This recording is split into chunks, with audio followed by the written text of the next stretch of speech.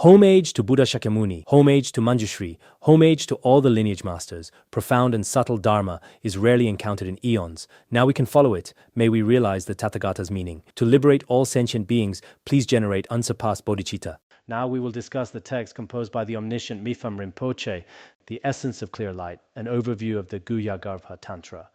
Previously, we've covered the 3 tantras of ground, path, and result in Secret Mantra.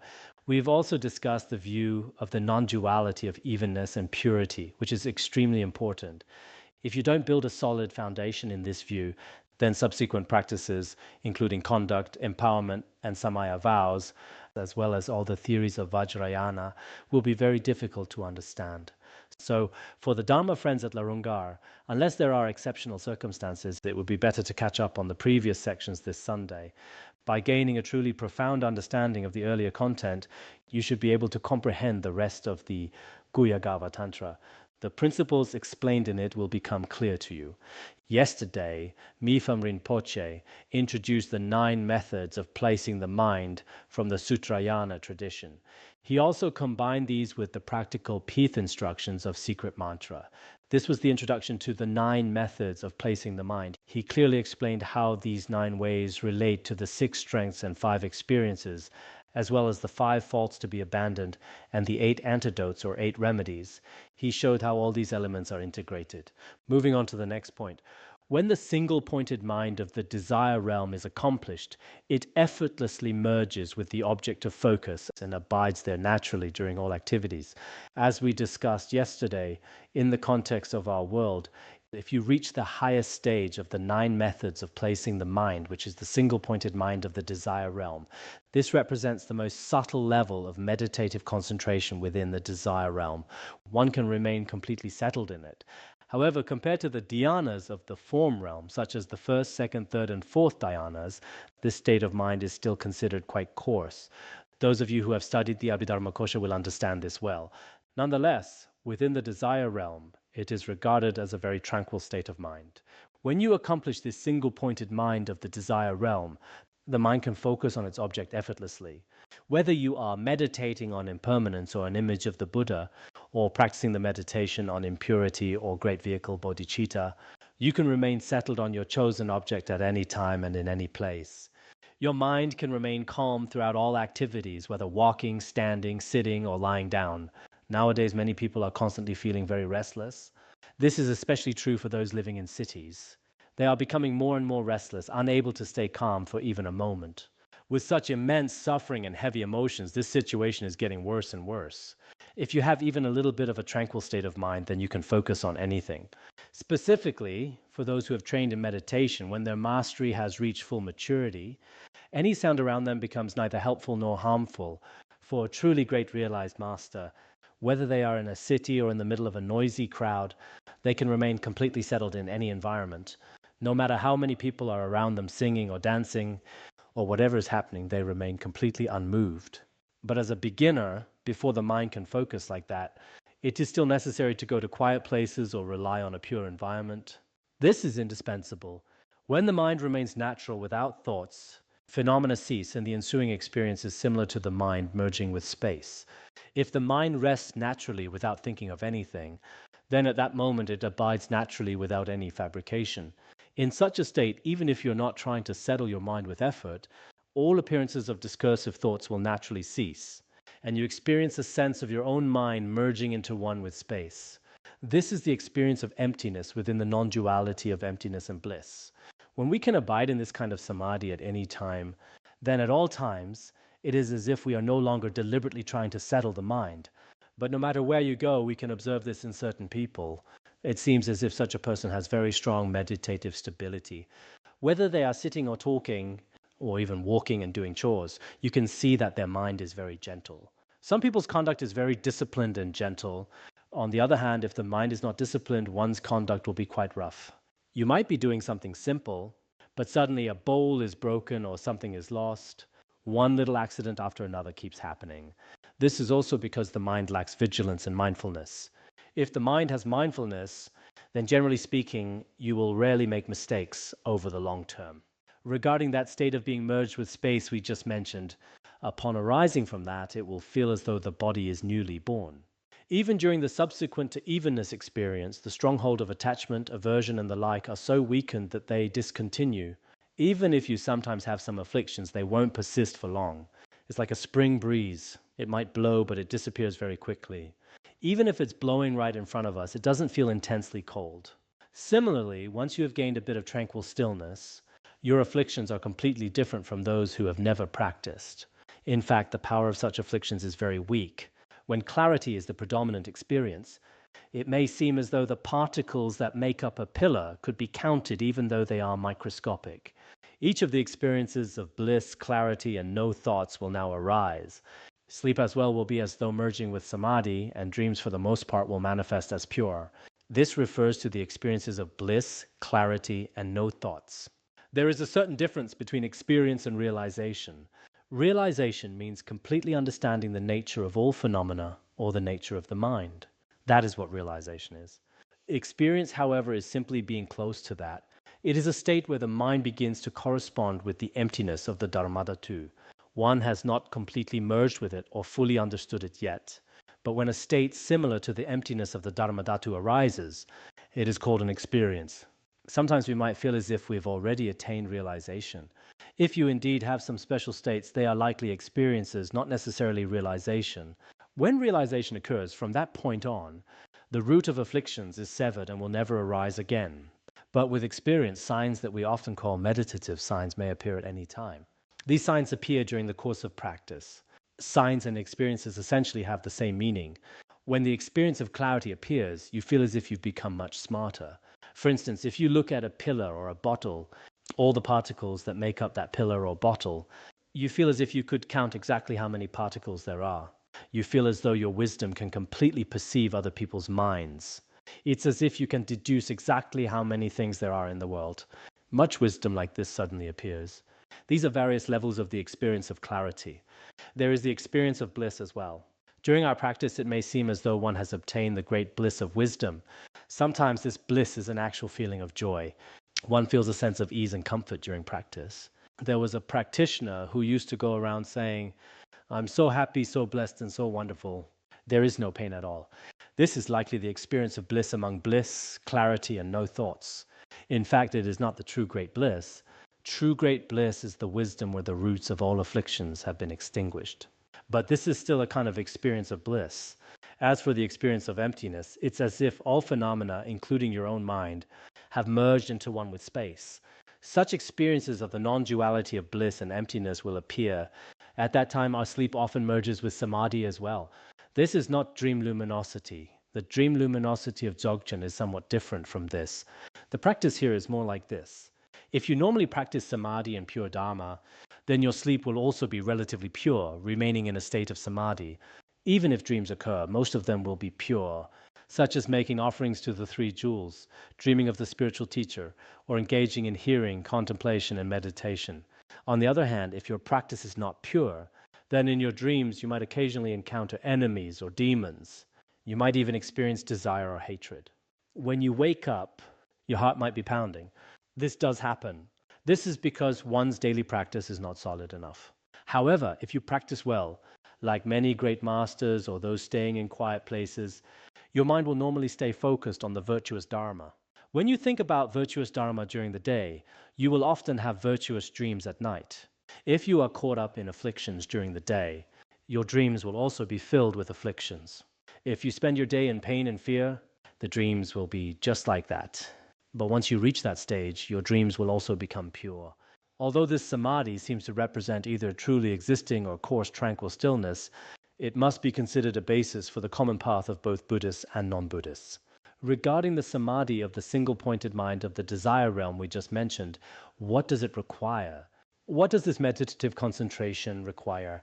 It requires the truly existing from the Buddhist path, along with the coarse tranquil stillness from the non-Buddhist or worldly paths. It is practice based on these two. In other words, this Samadhi is not actually the main practice of the reality of the path. In the Buddhist path, there is a practice called truly existing. This means you constantly focus your mind on the true nature of all phenomena. For example, in the Shravaka vehicle, the 16 aspects like suffering, emptiness, and selflessness are the reality. In the great vehicle, it's bodhicitta in the context of appearance and great emptiness in the context of reality. In the secret mantra vehicle, this includes the generation and completion stages and dzogchen. All of these are part of what we call the truly existing. You contemplate and visualize the true nature of all phenomena according to your own tradition. This visualization also requires the samadhi of the single-pointed mind of the desire realm. Without this samadhi in our practice, meditating on impermanence won't succeed, and neither will cultivating bodhicitta. The generation and completion stages won't be successful either. So in this chapter on practice, our minds must become settled. No matter who you are, first look at your own mind. To study the Vinaya, you have to keep your mind calm. If you are always distracted, as the Dharma teachers from the Vinaya class said yesterday, some people only show up for class when it's already over. This is because their minds are not settled.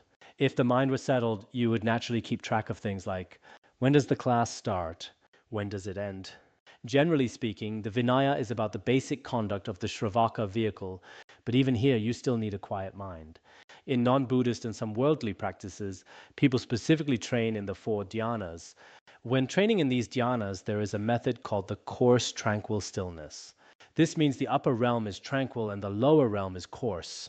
For example, compared with the desire realm, the states of the form realm are seen as tranquil, while the desire realm is considered coarse. When one reaches the form realm, one then views the states of the formless realm as tranquil and subtle, while the form realm below is seen as coarse and less subtle. This method of visualization is called the coarse tranquil stillness. This is also explained in the Abhidharma Kosha. This is a path common to both non-Buddhists and Buddhists. Whether practicing the coarse tranquil stillness or the truly existing, all of these require meditative concentration. In other words, whether you are studying the sutras or the tantras, you cannot do without samadhi. This samadhi is the meditative concentration or meditative equipoise we discussed earlier. As practitioners, if you do not want to practice, that is one thing. But if you do want to practice, then cultivating samadhi is indispensable. If this level is still not sustained through refinement, then it will not become genuine tranquil stillness. How then could it ever become true seeing? If we don't have this tranquility, the mental state where no discursive thoughts arise, it must be sustained through refinement of body and mind. Without being sustained through refinement, it is not tranquil stillness at all. If it's not even tranquil stillness, then insight is out of the question. So what is called tranquil stillness is based on the single-pointed mind of the desire realm, sustained through refinement. And what is refinement? Let us see if it is explained next. Oh, not yet. Therefore, the experience of bliss, clarity, and no thoughts has 2 categories, namely either resting in the evenness of the nature as it is or not. Therefore, regarding bliss, clarity, and no thoughts, one type is practice resting in the evenness of the nature as it is. Clarity involves the experience of practice resting in the evenness of the nature as it is. Clarity is the experience of dwelling in the state of luminosity, the dharmadhatu of all phenomena. Bliss is the state where luminosity is also emptiness. And there is bliss, clarity, and no thoughts where luminosity and emptiness are non-dual. These are all experiences of dwelling in the practice of luminosity. There are also experiences that do not rest in the evenness of the nature as it is. These arise in the mind during the post-meditation state. They are states similar to clarity, emptiness, and bliss, where bliss and clarity are non-dual. In fact, many of you are already familiar with these. The year before last, we discussed finding rest in meditation, which explains bliss, clarity, and no thoughts. The text clearly distinguishes between genuine bliss, clarity, and no thoughts, and those that occur as signs along the path. If you have the chance, you should take another look at that teaching. Actually, the main practice in finding rest in meditation is all about clarity, bliss, and non-thought. There are 2 types of these experiences. Because of this, during our practice, we might have an experience that isn't true realization, but many people mistake it for one. As soon as they feel like they are in a state of clarity, they think they have realized the true luminosity of their own nature. There was someone who stayed at Larongga for many years, who used to boast, "I am now abiding in the luminous Dharmadhatu of Dzogchen." He said this to many Dharma friends. He would say, "Now, even if I go into the city, nothing can help or harm me. Everything is within the luminous state of Samantabhadra and Samantabhadri." It sounded very impressive. But later, his practice didn't seem to reach any ultimate realization.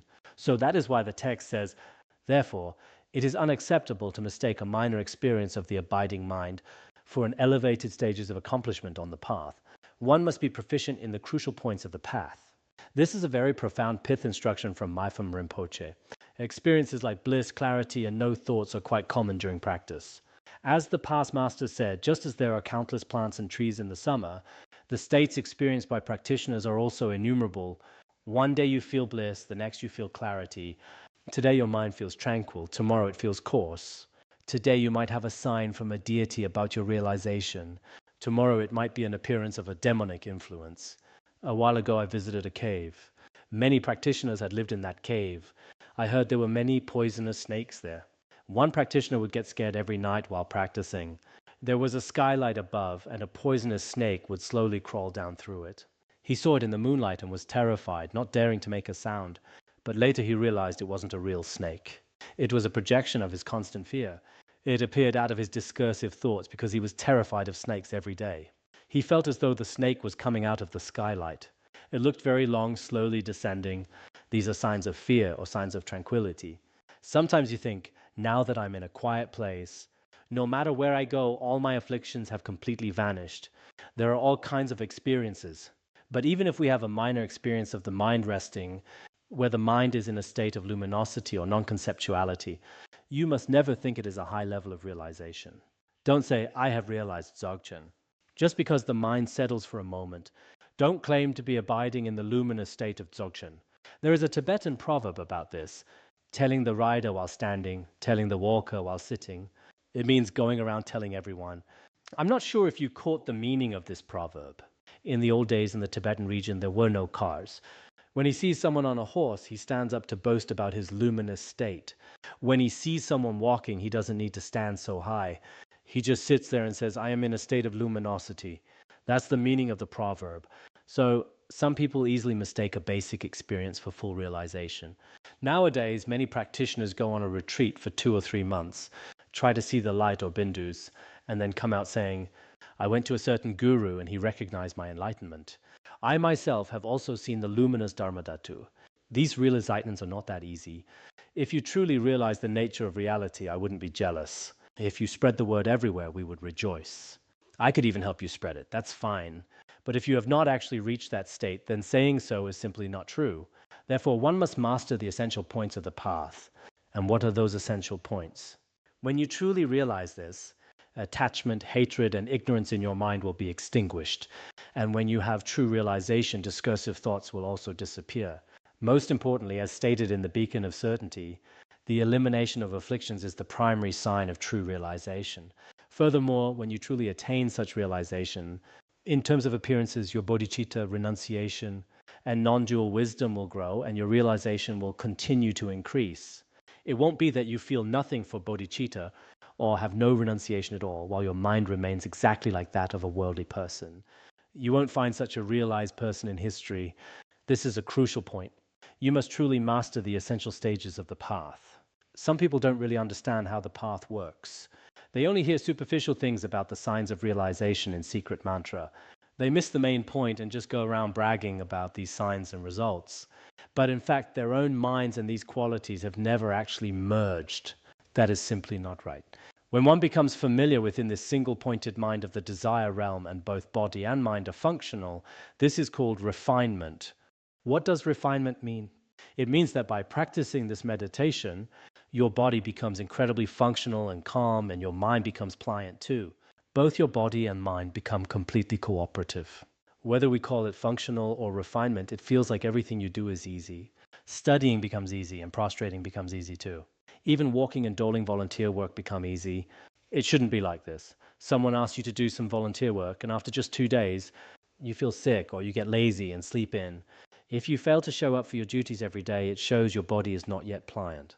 If your mind isn't pliant, then whenever you are with others, you might be crying today, making a scene tomorrow, and arguing the day after.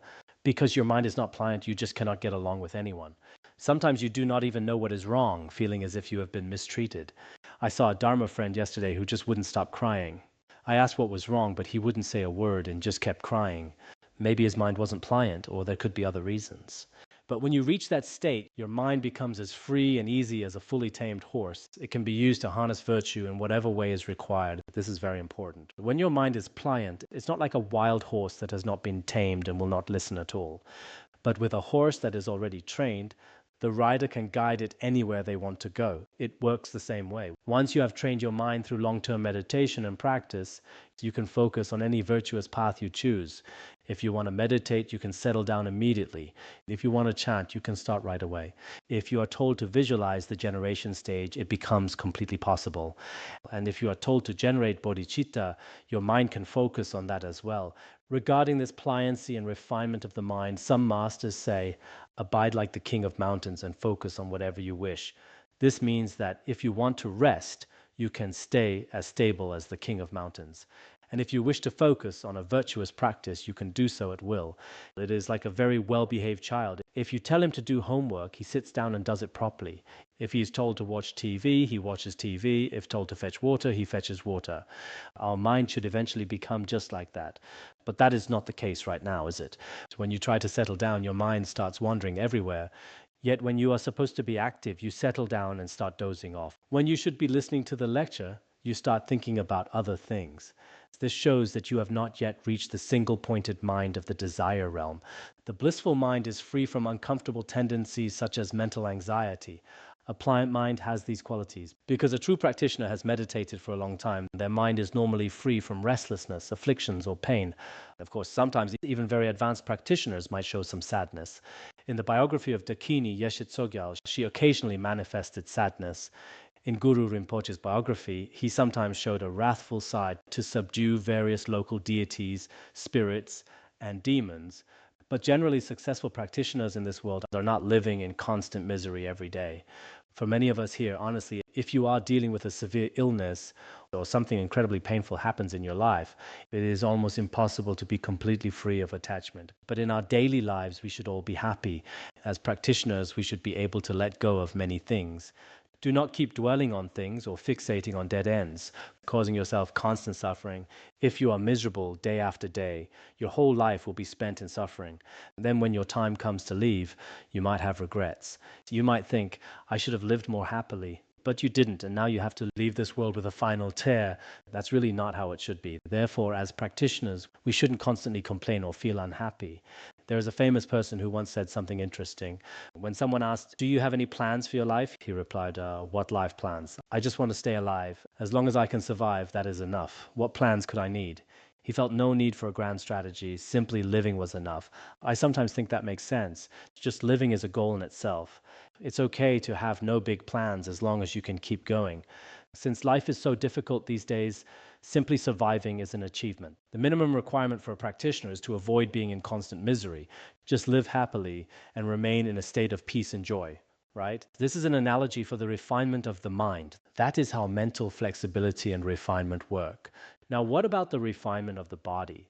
Since the functional winds are circulating throughout the body, it loses the rigidity of dysfunction such as heaviness. The spine will become erect like a stack of gold coins and the body as light as cotton wool. The feeling of bliss will be similar to the body basking in warm milk, and the body can be used for whatever virtue is desired. These indicate the refinement of the body. This is exactly what the refinement of the body means. It means that through the power of the mind, your winds, channels, and essences all become functional. Because the winds flow properly throughout your body, any physical heaviness or stiffness that prevents you from moving will completely disappear. When the body is heavy, you don't even want to prostrate. You sleep in every day and can't even lift your head in the morning. The alarm can go off forever, but it will not make any difference. You just keep snoring away. But with refinement, you won't feel that heavy. When it's time to meditate or listen to a lecture, you are able to sit perfectly still. The spine stays as straight as the stack of gold coins. Such a stack is perfectly upright. If it tilts even slightly, the coins fall.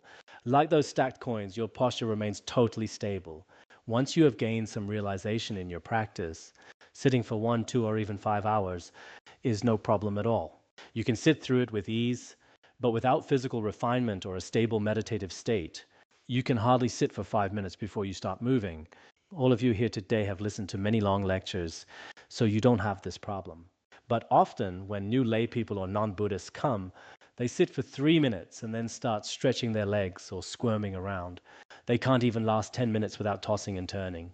They lean back or even try to lie down because they are in so much pain. This happens because neither their mind nor their body is functional yet. There was a Khenpo in Nepal named Thubten who used to stay at Larongar. Recently, photos have been circulating online showing the seated posture he was in when he passed away. In those photos, his body remained perfectly upright. He passed away sitting up, just like the famous image of Milarepa. I don't know all the details, but he did stay at Larunga for a while. Later, he went to Khenpo Namdrol's retreat center near a holy site of Guru Rinpoche. He stayed there and practiced meditation for many years. I asked around and everyone said he had been in retreat the whole time. I heard he passed away a few days ago, but I do not have all the details. But looking at the photos online, which are being shared everywhere right now, his sitting posture was straight. Even when he passed away, he was still sitting completely upright. Even when we are not facing death, just sitting and listening to class, some people still cannot manage to sit up straight. They only stay still when they have something important to write down. But when some Dharma friends take notes, they lean so far over that their eyes are practically glued to the paper. Actually, when our teachers were training us, they told us to keep at least a foot between our eyes and the paper. That's what they said. But for some, leaning in that close is almost like a work of art. Also, when you do virtuous deeds like prostrating, circumambulating, or pilgrimage, your body should feel light, not heavy at all. It's not a struggle. The body feels as light as cotton wool. It is like when milk spreads through the body, bringing a sense of joy, a feeling that is pleasant and comfortable. You feel it from head to toe. With some level of realization, the body becomes fully functional. You can sit for as long as you need without any trouble. You become very diligent and flexible in all your virtuous practices. You won't experience heaviness, pain, or the inability to move. Even during daily life, this physical sensation brings immense joy. The body feels wonderful. Sometimes, if you don't practice, you feel aches and pains everywhere. You can even start to feel a real resentment toward your own body. You end up stuck in a really miserable state. If that is your mindset, your practice likely won't go well. So I think all of this is closely related to your practice. I hope that whenever necessary, you will give this some thought in your daily life. Compare your own practice with the methods taught by the past masters. In some aspects, you might feel ashamed because you can't do anything right. But in other aspects, you might feel you can manage. Maybe your sitting posture is okay, or the way you walk is fine. Maybe your mindset is okay, or your physical state is acceptable. In many ways, there are things you can do and things you cannot. But regardless, even if I myself am not a good practitioner, it is still okay for me to explain these things to you. I received these teachings and transmissions many times, mainly from His Holiness Jigme Phuntsok Rinpoche. I have a deep interest in the secret mantra, especially the essence of clear light, and I study them quite often myself. So by explaining these principles to you in detail, I believe they will surely be of some benefit to you. Clearly, such refinement arises through the stages of moving from coarse to subtle. First, your body feels very joyful and relaxed, as does your mind. This initial refinement is a fairly coarse feeling of joy, which then becomes subtler. The coarse also arises from the subtle until it is eventually perfected. This means that those coarse feelings of refinement actually grow out of very subtle beginnings, ultimately at its best. You must let any obvious attachment to it disappear. Otherwise, the mind is set into motion by coarse concepts. If you get too attached to it, for instance, if the physical joy is too intense, it can actually shake your samadhi or interfere with your meditation. So with the gradual exhaustion of their strength, a subtle, motionless refinement that resembles samadhi will arise like a shadow. This means that the power of that coarse feeling of joy must weaken. Only then can true unmoving samadhi arise. At that point, it is like a shadow. A very motionless, very subtle experience of refinement still exists. This is what true tranquil stillness, or shamatha, is. As you know, we often talk about shamatha and vipassana. The meaning of shamatha is that it possesses both a subtle refinement and a single-pointed mind of the desire realm.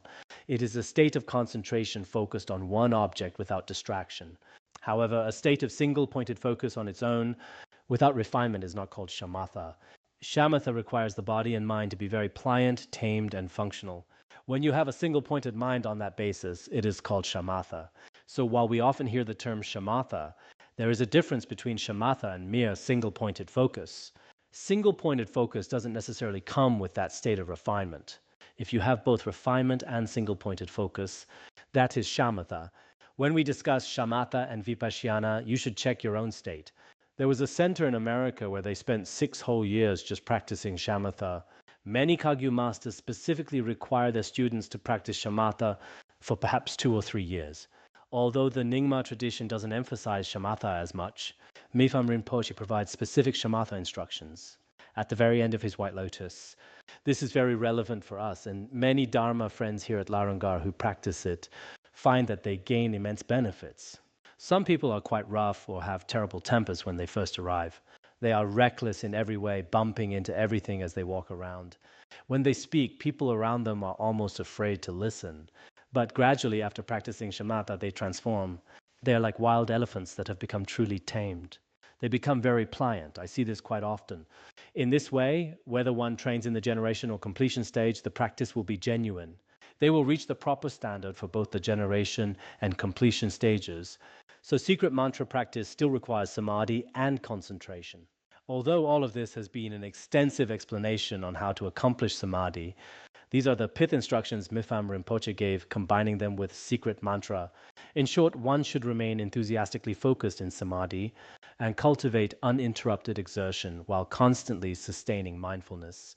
The first part involves faith, then diligence and mindfulness, and eliminating elation and lethargy through vigilance. When all faults cease, abide in evenness. By continuously practicing with enthusiasm, exertion, mindfulness, vigilance, and evenness, these five freedom from distraction will naturally occur, and in a state of unmoving, perfect composure, the practice will be accomplished.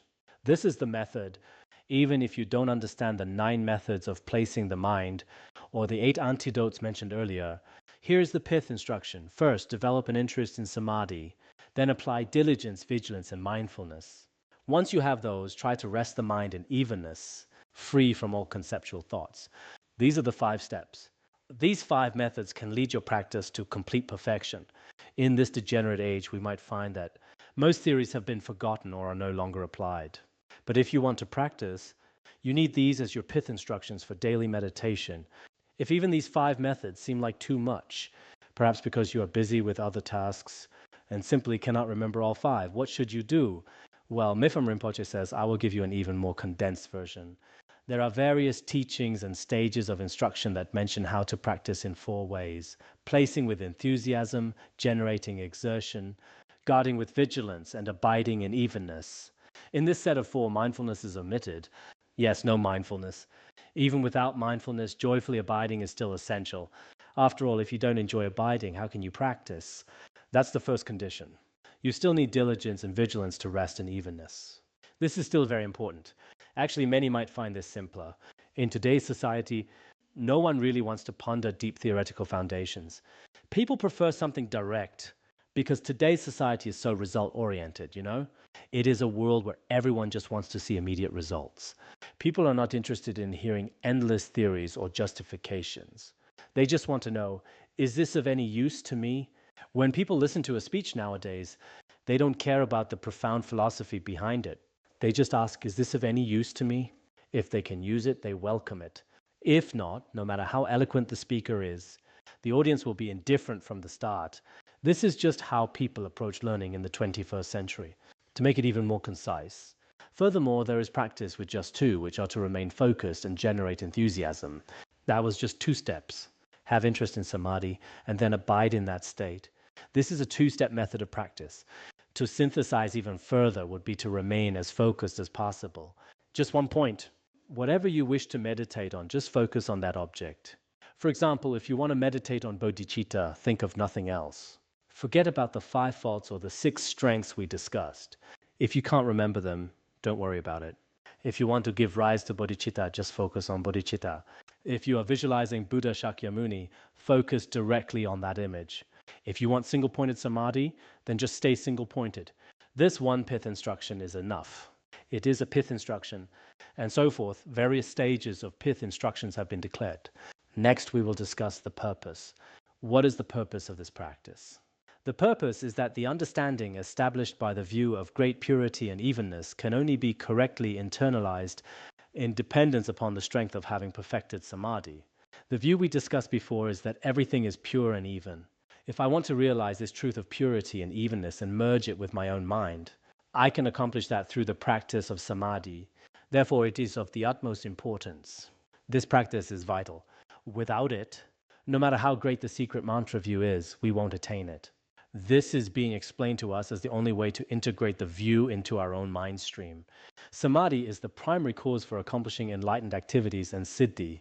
Whether it is pacifying, enriching, magnetizing, or subjugating, any activity is accomplished through samadhi. Common siddhi, ultimate siddhi, and supreme siddhi all require samadhi. Without samadhi, none of these can ever be achieved. So every practice, whether in secret mantra or the sutrayana, must involve samadhi. Samadhi is essential. Therefore, one must possess both clear eyes, which is the view, and sound legs, which is samadhi. These two are indispensable. If you have eyes but no legs, you cannot reach your destination. If you have legs but no eyes, you will be walking blindly and won't reach your destination either. Nevertheless, many who are full of hot air make claims that since they hold the view, they have attained the sublime path. These days it is rare to find anyone who has accomplished the single-pointed mind of the desire realm, let alone the correct accomplishment of all subtle enlightened activities of mantra, since this is due to the lack of samadhi. Nowadays, many talk about having reached high levels of Dzogchen, or attaining the divine eye, miraculous powers, or various realizations. Such talk is quite common. People claim they were a certain great master in their past life, or an emanation of this or that figure. You see it written in theobiographies and hear it promoted by others. They believe they are disciples of some Buddha or Bodhisattva. It's a frequent occurrence. But when you look at actual practice, never mind any higher realizations. Even those who have achieved a single-pointed mind of the desire realm are as rare as hen's teeth. In this era, why is it that so many people practice for powers like supernatural abilities or miracles, yet fail to achieve secret mantra activities? This is primarily because their samadhi has not reached maturity. It is not that the secret mantra's view or meditation is lacking. Rather, many practitioners lack sufficient purity of heart. That is the source. Therefore, those hoping to accomplish enlightened activities and siddhi must assiduously persevere in samadhi practice. In short, through this samadhi that pervades all topics of Tantra, crucial point of the view is engaged. As we discussed earlier, this samadhi or meditative concentration firstly allows one to directly enter the meaning of the secret mantra view of non-dual purity and evenness. With that foundation, conduct occurs according to the warmth of samadhi. Because secret mantra has its own unique forms of conduct, such conduct can only emerge once the warmth of this samadhi is present. If you have no warmth phase or realization of samadhi at all, then such conduct is impossible. It would merely be crazy behavior. Furthermore, not transgressing this samadhi is samaya. To not transgress samadhi is the samaya. Samadhi also appears as the mandala. Possessing samadhi, one can engage in empowerment, accomplishment, enlightened activities, and offerings. Without samadhi, performing empowerments or practicing secret mantra, as well as the activities of pacifying, enriching, magnetizing, and subjugating, or making offerings to the deities, none of these sacred secret mantra tasks can be accomplished. By relying on it, one can also bless mantras and mudras. With samadhi, you can bestow blessings on others, bless mantras, activities, mudras, and so forth. Therefore, secret mantra samadhi is inseparable from all other forms of secret mantra conduct. As such, it permeates everything. The above refers to the entire range of secret mantra activities. What comes next? Each tantric topic is ultimately integrated with Dzogchen. When confidence is gained in the great purity and evenness of the intrinsic nature of phenomena, if we ourselves have certainty and conviction that all phenomena are primordially pure and primordially even, if we hold such a view, the limitation of both meditation and non-meditation is transcended. Know that to be the perfection of the effortless, spontaneous practice of the great perfection. This means that if we possess the view of non-dual purity and evenness, then the extremes of practicing or not practicing, of samadhi or no samadhi, of meditative equipoise or no equipoise, all such extremes vanish. This is what is meant by great perfection. Therefore, at the end, Mipham Rinpoche, this follows the perspective of Longchenpa and Rongzom Pandita. Technically, the Guhyagarbha Tantra belongs to Mahayoga, but according to Longchenpa, it is the Ati-yoga of Mahayoga. As we discussed the year before last, this is the Ati-yoga of Mahayoga. In the context of the Ati-yoga of Mahayoga, the Guhyagarbha Tantra is explained in combination with the view of the unsurpassed Dzogchen. So if the principle of non-dual purity and evenness is mastered, then finally the effortless, spontaneous yoga beyond practice and non-practice is accomplished. This is the ultimate Dzogchen. The original Guhyagarbha Tantra has indeed stated this. As it says in the Guhyagarbha Tantra, since the nature of perfectly pure space has the power to transform and engage with itself. Self, other, and the continuum of concepts are perfectly pure as the supreme unsurpassed vehicle. Within the pure Dharmadhatu, if we use our own wisdom or recognition of the nature to master our own conduct, then self, other, and the continuum of concepts are perfectly pure. When these are purified, this is the unsurpassed vehicle among all mantra vehicles. This means that our minds completely realize the Dharmadhatu. When you realize the Dharmadhatu, then distinctions of self and other, or of practice and non-practice, all extremes are entirely purified. The vehicle of such complete purity is called the unsurpassed vehicle, also known as the Dzogchen vehicle. It can be explained as the Dzogchen vehicle. As the Guhya Samaja Tantra says, there is no substance and no meditation. Meditation itself is non-meditation. Likewise, substance itself is non-substance. And meditation is without conception. Within the true reality, there is no established substance and nothing to be meditated upon. Meditation is just non-meditation. Meditation means there is no meditation. In the ultimate reality, Madhyamaka says the same, and within the Prajnaparamita teachings, such as the ornament of clear realization, there are very similar terms. Thus, not clinging to either substance or non-substance is true meditation. The state where one is completely free from conceptions of any substance or non-substance is true meditation. This completes the reaching on the paramita of concentration, Samadhi. In other words, we first had the paramita of wisdom, and now we have the paramita of concentration. Next, we will discuss conduct.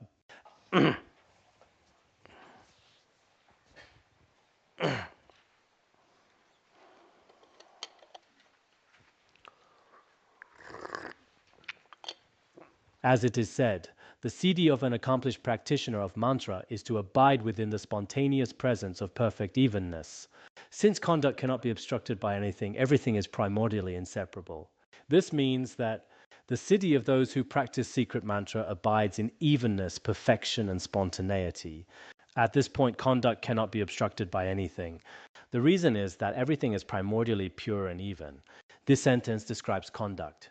When practicing secret mantra, one's conduct is completely different from many forms of conduct in the Sutrayana.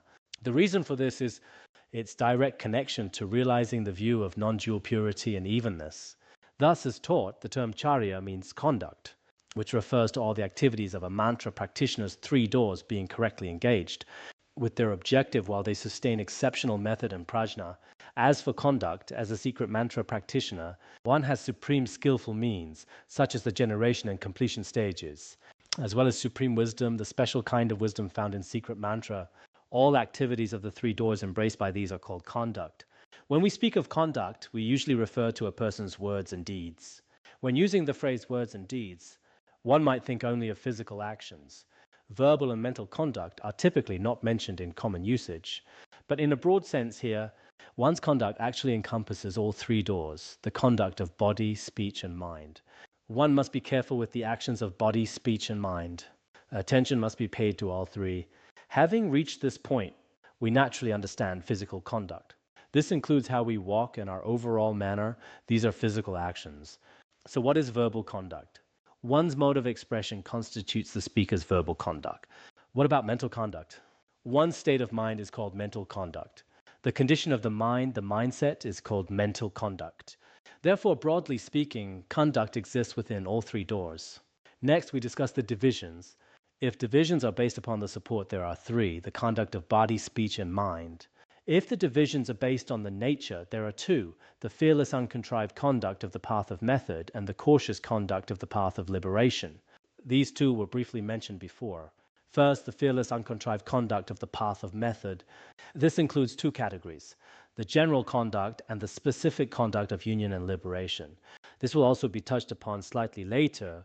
Second, for the path of liberation, there are 7 types of conduct for gradual developers, such as the conduct of faithful exertion and so forth, and one type for the instantaneous realizers, which is conduct free from acceptance or rejection. Together, there are 8. Among these, we are discussing the 7 types of conduct, such as faith and exertion. Within the general conduct for gradual developers of secret mantra, there is faith and exertion. This is faith and exertion or diligence combined as one. This refers to the beginning stages. For instance, relying on a guru, seeking empowerment, keeping samayas, and practicing secret mantra. This is called the conduct of faith and exertion. Then, In the middle, there are 5 types of conduct. These 5 types refer to the 5 yogas we discussed earlier: great emptiness, magical compassion, single mudra, elaborate mudra, and the accomplishment gathering of group formations, plus the conduct of miraculous transformation. There are 7 types in total. The first was the conduct of faith and exertion, such as relying on a guru. The second is called conduct following wisdom. This corresponds to great emptiness, the first of the 5 yogas. It refers to all post-meditative conduct after resting in the great emptiness, where luminosity and emptiness are inseparable. The third is called conduct following skillful means. During the process of meditative equipoise, there is magical compassion. That is to say, since many beings have not mastered a state like emptiness, one generates extreme compassion toward them. In the post-meditative state, everything is the miraculous play of great compassion or is dreamlike and illusory. Such actions are called conduct following skillful means. This is the third type of conduct. The fourth is called conduct of the single mudra. In meditative equipoise, one visualizes a single deity in a single form. In the post-meditative process, the manifestation is also sustained by the appearance of the deity. This is called the conduct of the single mudra. The fifth is elaborate conduct or mudra. In meditative equipoise, one visualizes numerous deities. In the post-meditative state, there are also the blessings of many deities and the seal of their mudras. This is such conduct. Then the sixth should be the conduct of the accomplishment gathering of group formations. During your practice, you enter the wisdom of great bliss, where luminosity and bliss are inseparable. In the post-meditative state, one acts in accordance with the conduct of meditative equipoise. This is called the conduct of the accomplishment gathering of group formations.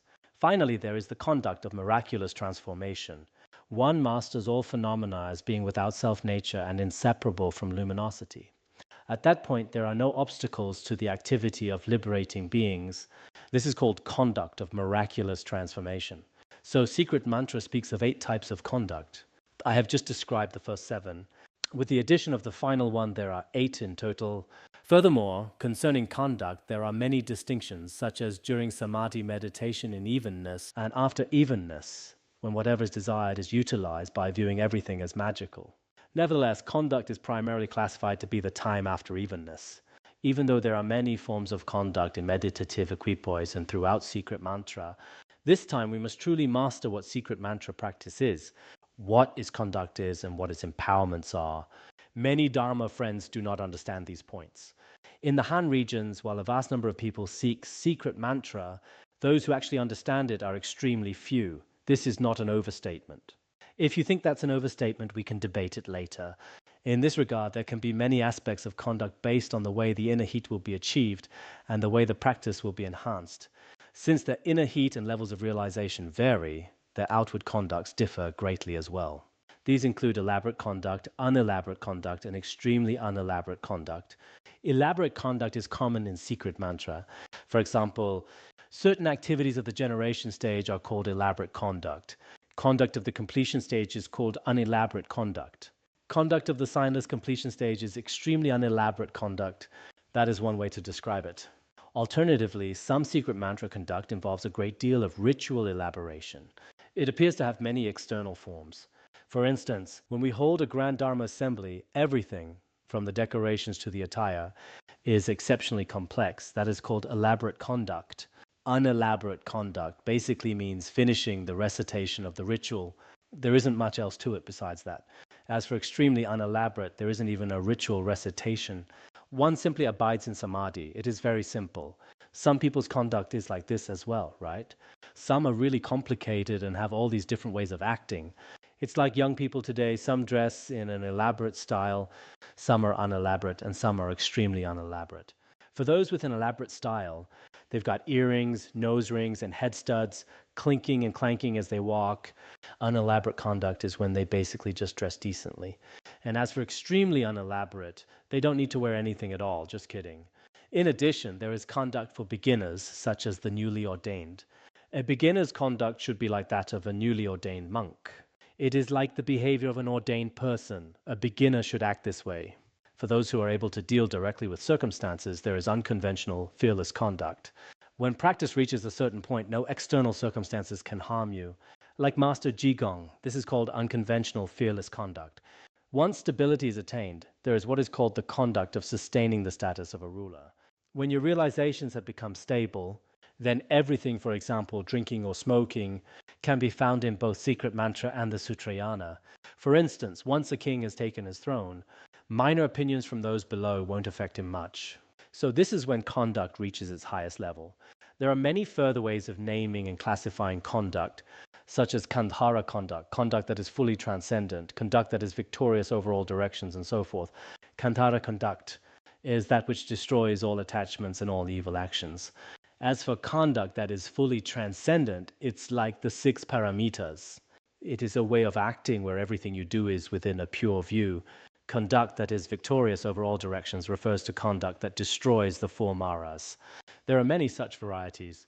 Indeed, there really are a great many forms of conduct in secret mantra.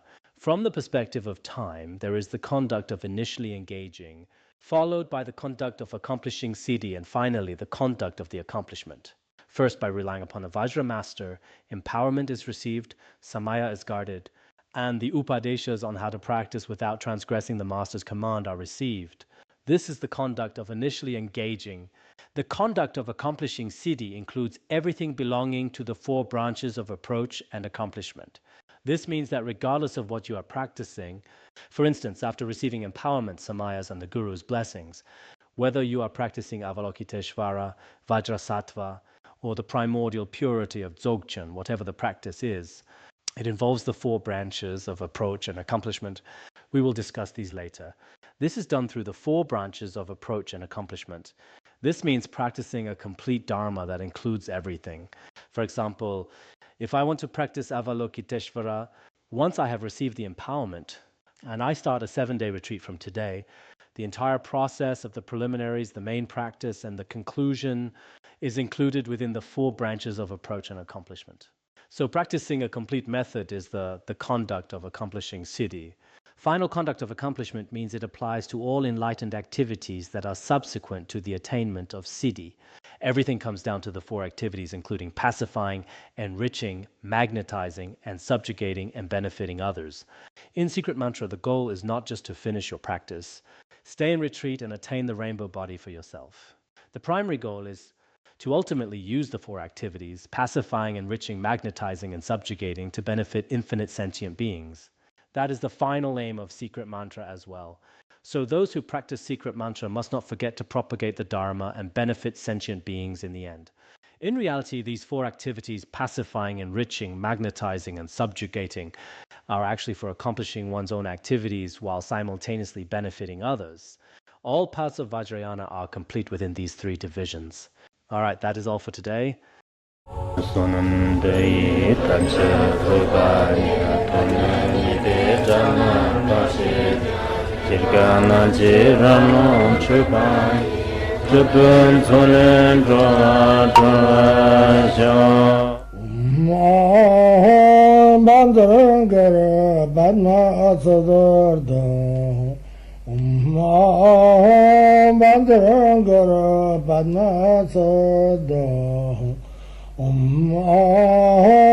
Bandara Banma Sodargye